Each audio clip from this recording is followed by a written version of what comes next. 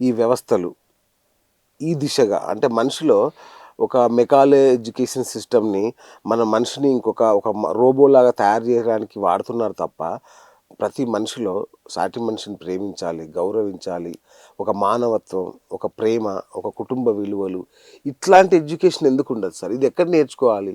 ఇది ఎవరు చెప్పాలి? ఆ ఎడ్యుకేషన్ ఎందుకు ఉండదు అంటే ఏంటంటే ప్రతి ఒక్కరు ఉరుకుల పరుగుల జీవితంలోకి వెళ్ళిపోయారు, తెలవకుండా వలసకు వెళ్ళిపోయారు. అవును. చిన్నప్పటి నుంచి పిల్లలకు మనము చదువుల గురించి, వాటి ర్యాంకింగ్స్ గురించి, వాటిలో ఉన్న కెరియర్ గురించి మనం చెప్తున్నాం. ఇప్పుడు మీకు అర్థమయ్యే భాషలో చెప్పాలంటే నేను చదువుకున్నప్పుడు నాకు చందమామ పుస్తకాలు అని ఉంటుండే. ఓకే, బొమ్మరిల్లు అని, చందమామ అని మంచి మంచి కథలు చెప్పే పుస్తకాలు, పెద్దబాల శిక్ష అని ఒకటి ఉంటుండే. ఓకే, నీతి కథలు. తర్వాత మనకు అప్పుడు రామాయణ పుస్తకాలు చదువుతుండే, భారతం చదువుతుండే, మంచి మంచి పుస్తకాలు చదువుతుండే. అప్పుడు ఇప్పుడున్న తరానికి మొబైల్ ఫోన్స్, గేమింగ్ తప్ప వాళ్ళకు మానవత్వ విలువలు నేర్పగలిగే ఇన్స్టిట్యూషన్ ఏముంది? అట్లీస్ట్ తల్లిదండ్రులు కూడా పాత్ర పోషించట్లేదు. ఎవరు? పాఠశాల కూడా ఆ పాత్ర పోషించట్లేదు. అన్ని చోట్ల కాంపిటీషన్ పెరిగిపోయింది. కాంపిటీషను తర్వాత ఇప్పుడు ఏ ఇన్స్టిట్యూట్ అయినా సరే మా ఓడు పలాని ఫస్ట్ ర్యాంక్ సాధించిండు అని చెప్పుకుంటున్నారు తప్ప మరి ఒక వ్యక్తిగా సమాజంలో ఒక బలమీయమైన శక్తిగా తయారు చేసినామని ఎవరైనా చెప్పుకోలేదు దమ్ముందా? నోవే. ఎవరికైనా దమ్ముందా? లేదు. మా వాడు ఎవరి మానవత్వ విలువలు ఉన్నవాడు అని చెప్పుకోలేదు దమ్ముందా అంటున్నా నేను. నువ్వు ఏమైనా నాకు ఫస్ట్ ర్యాంక్ వచ్చింది, సెకండ్ ర్యాంక్ వచ్చింది, థర్డ్ ర్యాంక్ వచ్చింది అని చెప్పి ఒక ప్రెజర్లో పెట్టి మీరు అందరూ చదివిస్తున్నారు, కానీ ఒక మానవత్వ విలువలను ఒక మంచి మనిషి కింద నేను తీర్చిదిద్దగలిగిన అని చెప్పి ఒక్క విద్యా సంస్థ చెప్పండి చూద్దాం మనం. వీడికి దయ ఉంది, వీడికి మానవత్వం ఉంది, ధైర్యం ఉంది, కాపాడుతుంది, ఏం లేవు, ఏమీ లేవు. ఏమైనా నువ్వు ఏం చదువుతున్నావు, నువ్వు ఎంత బట్టి పట్టినావు, ఏం చదువుతున్నావు, నీకు ఎంత ర్యాంక్ వచ్చింది, నీకు ఏ కంపెనీలో జీతం వస్తుంది, ఇవే కదా. ఫ్యాక్టరీలే సార్, ఆల్మోస్ట్ ఫ్యాక్టరీలు. మరి మనిషి ఆలోచించే విధానం పడిపోయింది. ఇప్పుడు ఒకప్పుడు మనం నోటి మీద లెక్కలు చెప్తుండే, ఎంత పెద్ద లెక్క అయినా సరే ఫోన్ నెంబర్లు కూడా 100 గుర్తు పెట్టుకొని ఉంటుండే. మనం ఎంత పెద్ద లెక్క చెప్పినా అప్పుడు క్యాల్కులేటర్ జేబులా పెన్నులు లేనప్పుడు మనం ఒక్క నిమిషంలో వాడు ఎంత పెద్ద లెక్క చెప్పినా నోటి మీద చెప్తుండే, బ్రెయిన్ పని చేస్తుండే. ఇప్పుడు నేను నా చిన్నప్పుడు ఎంత పెద్ద లెక్క అయినా సరే ఏదైనా మనీ విషయాలలో ఏదైనా క్యాల్కులేషన్ జరిగినప్పుడు అరే ఇది ఇంటూ ఎంత అంతే చెప్తుండే.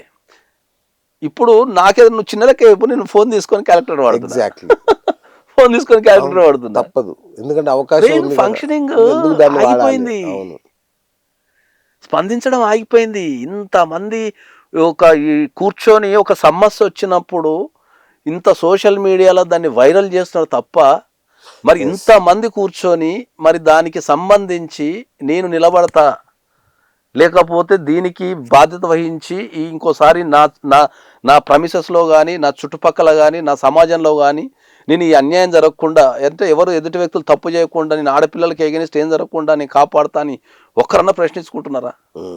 నువ్వు సోషల్ మీడియాలో పడి కామెంట్లు పెడతారు, సోషల్ మీడియాలో పడి అది చేస్తారు, రోడ్ల మీదకి వచ్చి ధర్నాలు చేస్తారు, కానీ ఇప్పుడు నిర్భయ జరిగి ఇప్పటికి 15 సంవత్సరాలు అవుతుంది, అదే సంఘటన రిపీట్ అవుతుంది తప్ప మరి ఎక్కడన్నా ఆపగలుగుతారా?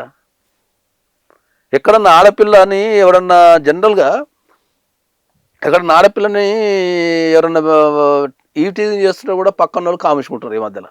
అవును, అదొక హీరోయిజం లాగా. వాడు ఈ రోజు లెక్క ఫీల్ అవుతాడు, వీడేమో నాకు ఎందుకు వచ్చిందో వీడితో పోతే మళ్ళీ వీడేమంటాడు అని చెప్పి వీడు పట్టించుకోకుండా తిరుగుతున్నాడు. ఇంకో వీడికి బోల్డని పనులు ఉంటాయి, రేపు కేసు అయితే ఎడ తిరగాలని చెప్పి తిరుగుతున్నారు. మరి దాన్ని ఎవరు అది చేయాలా? ఒక నాకు అనిపించింది, ఇప్పుడు అంతమంది ఆడపిల్లలు రాత్రనక పగలనక కుటుంబాల కోసం కావచ్చు, వాళ్ళ బతుకు తెరువు కోసం కావచ్చు, మనం ట్రావెల్ చేసే టైంలో ఇంతమంది ఆడపిల్లలు కనిపిస్తుంటే వాళ్ళని కాపాడుకోని వాళ్ళని ఇంటి దగ్గర దించవలసిన బాధ్యత మనకు లేదా అంటున్నా. అంటే నీ చెల్లెని అయితే రాత్రి ఇంటి పూట దించి వస్తావు, నీ గర్ల్ ఫ్రెండ్ అయితే రాత్రి ఎంత గంట సేపు అయినా వెయిట్ చేసి నీ హాస్టల్లోనో లేకపోతే వాళ్ళ ఇంటికన్నో క్షేమంగా దించొస్తావు, గంటలు వెయిట్ చేస్తావు. నువ్వు దారిలో పోతుంటే ఒక ఆడపిల్లకి ఒక భరోసా ఇచ్చి వాళ్ళ ఇంటికాడ దించే శక్తి మీకు లేదా? మీ థాట్ ప్రాసెస్ నిజంగా అద్భుతం. కాదు, ఇప్పుడు ఒక ఆడపిల్లకి నిలబడ్డది, ఒక ఆడపిల్ల అర్ధరాత్రి పూట ఒక బస్సులో పోతుంటుంది, లేకపోతే ట్రైన్లో పోతుంటుంది, లేకపోతే ఒక బస్ స్టాప్లో నిలబడి ఉంటుంది, ఒక వర్క్ ప్లేస్ నిలబడి ఉంటుంది. ఒక మొగోని చూడగానే భయపడుతుంది ఫస్ట్. అవును, ఒక మొగోని చూడగానే అమ్మో ఈ రాత్రిపూట కనిపించినట్టు నేను ఎంత మంచునైనా. అవును, మరి నేను ఎంత మంచునైనా నీకు అనిపించినప్పుడు మరి నేను ఆమెను కాపాడుతా అనుకున్నా అని చెప్పడానికి ఒక కోడ్ పెట్టుకోండి. నేనైతే మా ఒక సంఘటనలో చెప్పిన, ఎక్కడన్నా ఆడపిల్ల ఉంటే, ఎక్కడన్నా ఆడపిల్ల రాత్రిపూట ట్రైన్లో కానీ బస్సులో కానీ లేకపోతే ఎక్కడైనా ట్రావెల్ చేస్తుంటే వర్క్ ప్లేస్లో ఉంటే నిన్ను చూసి భయపడకుండా డియర్ కామ్రేడ్ అనే పదం వాడు.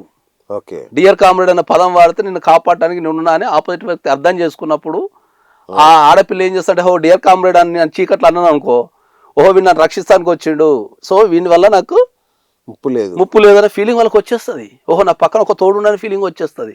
నువ్వు కమ్యూనికేషన్ చేయలేవు కదా. ఇప్పుడు ఒక ఆడపిల్లని పట్టుకొని పేరు అడిగినావు అనుకో, భయపడతారు వాళ్ళు, ఇంకా భయపడతారు వాళ్ళు. సో ఒక కోడ్ పెట్టుకుందాం. ఇంతమంది ఉన్నారు, ఒక్కడన్నా ఒక డీపీ కనీసం నేను నా సమాజంలో నా జీవితంలో ఉన్న ఆడపిల్లని నేను కాపాడుకోగలుగుతాను ఒక్కడన్నా ఒక డీపీ పెట్టుకుంటున్నాడా? దేశంలో జరిగిన సమాజ అన్యాయం మీద నువ్వు అరుస్తున్నావు కదా, మగోనిగా మన బాధ్యత ఏముంది? మొగాడే మృగాడు కదా. మరి అదే అంటున్నా, మనం చేంజ్ కావాల్సింది మనం కదా. మనం మొగోళ్ళం మనం చేంజ్ కావాల్సింది పోయి. మీరు చెప్పేది ఎట్లుంది తెలుసా సార్, సింహాన్ని మీరు చక్కగా గడ్డి తినమని అడుగుతున్నారు మీరు సింపుల్ గా. ఇది సాధ్యమయ్యే పనేనా? ఎందుకు సాధ్యం కాదు అంటున్నా, అది నేను అడిగేది. ఎందుకు సాధ్యం కాదు అంటున్నా నేను. అంటే నువ్వు సాధ్యం కాదని చెప్పేసి కనిపించిన అమ్మాయినల్లా ప్రేమించి వేధించి లేకపోతే అసహాయంగా ఉన్న మహిళని నువ్వు ఇబ్బంది పెట్టి నువ్వు హీరో అయిదాం అనుకుంటున్నావా? నువ్వు హీరోవే 4 గోడల మధ్యలోనే. బయటకు వస్తే సమాజం నేను పిచ్చుకొట్టు కొడుతుంది. దీనికి మౌలికమైన మార్పు ఎలా రావాలో చెప్పండి సార్, మీరైనా చెప్పండి. అంటే 100 ఏళ్ళ స్వాతంత్రం అయినా ఇన్ని వేల సంవత్సరాల నాగరికత కూడా దీన్ని ఏం అరికట్టలేకపోయింది. ఎంత పరిణామక్రమం ఇంత జరిగినా కూడా అరికట్టలేకపోయింది. ఏంటి ఎట్లా చేయాలి? అరికట్టడానికి కుటుంబం నుంచే స్టార్ట్ కావాలని చెప్తాను ఎప్పుడైనా కూడా. రైట్. ఎందుకంటే కుటుంబం నుంచే స్టార్ట్ కావాలంటే ఏంటంటే కుటుంబంలో ప్రతి కుటుంబంలో కావచ్చు లేకపోతే జనరల్ కుటుంబాలలో కావచ్చు వాళ్ళకు మానవతా విలువలు అనేటి మనకు ఈ చదువుల కంటే ఎక్కువ. ఓకే, ఈ చదువుల కంటే ఎక్కువ లేదంటే ఈ ర్యాంకింగ్స్ కానీ ఈ జీతాల కంటే ఎక్కువ దాని వెనక పెద్ద జీవితం ఉంటుంది, ఒక భరోసా ఉంటుంది, ఒక నమ్మకం ఉంటుంది. ఇంతమంది యూత్ ఉన్నారు కదా, ఎవ్వరికి దేశంలో ఓపిక లేదు అసలు. ఓపిక మీకు అంటే మీరు స్పెషలిస్ట్ కాబట్టి ఒక విషయం చెప్తాను. మొన్న 3 నిమిషాలకే విడాకులు తీసుకున్నట్ట. 3 నిమిషాలు, పెళ్ళైన 3 నిమిషాలకు విడాకులు. ఎక్కడది? మన యుఏఈలో. అంటే అక్కడ పెళ్ళైన 3 నిమిషాలకి విడాకులు తీసుకున్నట్టే దాంట్లో వాడు పెళ్ళైన 3వ నిమిషం భార్యను తిట్టిన వారి. అదే ఆమె తట్టుకొని పడితే వాడు ఏదో ఎండిదాన్ని నీకు తెలియలేదా అన్నాడు కదా, వెంటనే విడాకులు. మౌన్ మరి ఇప్పుడు పడిపోవడం అనేది మనమే తెలిసి పడతాం, తెలవక పడతాం, చూసుకోకుండా పడతాం, కాజారి పడతాం. పడ్డప్పుడు ఆడపిల్ల ఏం కోరుకున్నది అంటే అరే పడ్డవా ఆగు జర నువ్వు, అరే ఏమైందా అని అడగాలి కదా. వాడు ఇమీడియట్లీగా తెలియదేందా పడ్డవా అంటే కదా. మరి ఏ ఆడపిల్లకైనా ఆత్మవిశ్వాసం దెబ్బతింటది కాబట్టి ఆడ సంతకం పెట్టింది, మళ్ళీ సంతకం పెట్టింది, మళ్ళీ బ్యాక్ వచ్చి మళ్ళీ సంతకం విడాకుల సంతకం పెట్టింది. తప్పే ఉంది అట్లా, తప్పే అట్లా. అవునా? ఆడపిల్లలు ఎప్పుడు కూడా వాళ్ళు సేఫ్టీ, సెక్యూరిటీ, డెవలప్మెంట్ కోరుకుంటారు. అవును అవును. ఆ 3 ఇవ్వగలిగిన దగ్గరనే వాళ్ళు మంచిగా ఉండగలుగుతారు. అవును. ఇంత పెద్ద సమాజంలో, ఇంత పెద్ద భారతదేశంలో ఒక ఆడపిల్లని ఇంతమంది మనం మొగోళ్ళం కలిపి రక్షించుకోలేకపోతున్నామే. ఒక అర్ధరాత్రి పూట అందరు అడుగుతుంటారు, ఆడపిల్ల అర్ధరాత్రి పూట తిరగలేదా, స్వతంత్రంగా తిరగలేదా అని చెప్పి. తిరగటానికి మనం సహాయం చేద్దాం, ఏముంది, మనం ప్రొటెక్షన్ చేద్దాం. రాత్రనక పాలనక అర్ధరాత్రి నేను కూడా తిరుగుతుంటా కదా. ఎక్కడ ఆడపిల్ల గారైతే ఎక్కడ ఇబ్బందులు ఉందంటే నేను చెప్పిన కదా సార్, నేను మళ్ళీ కమ్యూనికేషన్ చేయడానికి డియర్ కామ్రేడ్ అని చెప్తే నేను మిమ్మల్ని అదే అడుగుతున్నా సార్. నేను అంట డియర్ కామ్రేడ్ అని పోయి రేప్ చేస్తా, అప్పుడు ఏం చేస్తారు? మీరు అడుగుతున్నది ఏంటంటే సింహాన్ని, జింకను కాపాడమని మీరు అడుగుతున్నారు. ఇది ఎట్లా? సింహానికి ఉన్న ఒక రూల్ తెలుసా మీకు? సింహానికి ఆకలి అయినప్పుడు మాత్రమే అది వేటాడుతుంది, ఫస్ట్ పాయింట్. తర్వాత దానికి ఎంత అవసరమో అంతే తింటది. ఓకే, దాన్ని అందుకే సింహం అన్నారు. అట్లానే అదే అంటున్నా, మనకు ఒక ఆడపిల్ల కనిపించగానే చెడ్డ ఆలోచనలు రావద్దు అనేది ఒక పాయింట్. ఓకే, ప్రతి వ్యక్తికి జీవితంలో గర్ల్ ఫ్రెండ్స్ ఉంటారు, ఫ్రెండ్స్ ఉంటారు, తర్వాత పెళ్ళి అవుతుంది, రకరకాల వ్యక్తులు ఉంటాయి. నీ ఎమోషన్ని నువ్వు వాళ్ళతో పంచుకో ఒక డెమోక్రసీ వేలో. ఓకే, కానీ ఇప్పుడు నీకేదో నీ ఎమోషన్నో లేకపోతే నీ అవసరాన్నో కనిపించిన వ్యక్తి మీద ఎట్లా రుద్దుతావు అనేది నేను అడుగుతున్నా. అదే సింహానికి మనం ట్రైనింగ్ ఇస్తున్నాం. ఇప్పుడు ఏమని ట్రైనింగ్ ఇస్తున్నాము? నీకు ఆకలైనప్పుడు మాత్రమే నువ్వు చేయాలి, అది దాని రూల్. అది అంతే తప్ప నీకు ఇక్కడ అప్పుడు ఒక అమ్మాయి కనిపించింది ఒంటరిగా అని చెప్పేసి ఆ అమ్మాయిని ఇబ్బంది పెట్టి హక్కు నీకు లేదని చెప్తున్నా నేను. అస్సలు లేదు, ఎందుకుంటది? నేను నీ జీవితంలో ఎంత వ్యక్తికైనా సరే సార్ వాళ్ళ స్థాయికి తగ్గట్టు పంచుకోవడానికి ఒక యుక్త వయసు వచ్చిన తర్వాత కరెక్ట్. నేను రిలేషన్షిప్స్ మీద వర్క్ చేసిన కాబట్టి చెప్తున్నా. రైట్. ఇది రాసి పెట్టుకోండి. ఓకే. ఈ భూప్రపంచంలో పుట్టిన తర్వాత ఎంత యుక్త వయసుకు వచ్చిన తర్వాత వాడు మంచోడు కానీ చెడ్డోడు కానీ పేదోడు కానీ ధనవంతుడు కానీ కోటీశ్వరుడు కానీ పంచుకోవడానికైతే ఒక తోడు ఉంటుంది కంపల్సరీ. 100%. అది గర్ల్ ఫ్రెండో ఫ్రెండో అవును. ఆపోజిట్ సెక్స్ అయితే ఉంటారు. కరెక్ట్. ఇదైతే 100% వాస్తవం. వాస్తవం. నీకేమైనా ఇబ్బంది ఉంటే నువ్వు వాళ్ళతో పంచుకో. రైట్.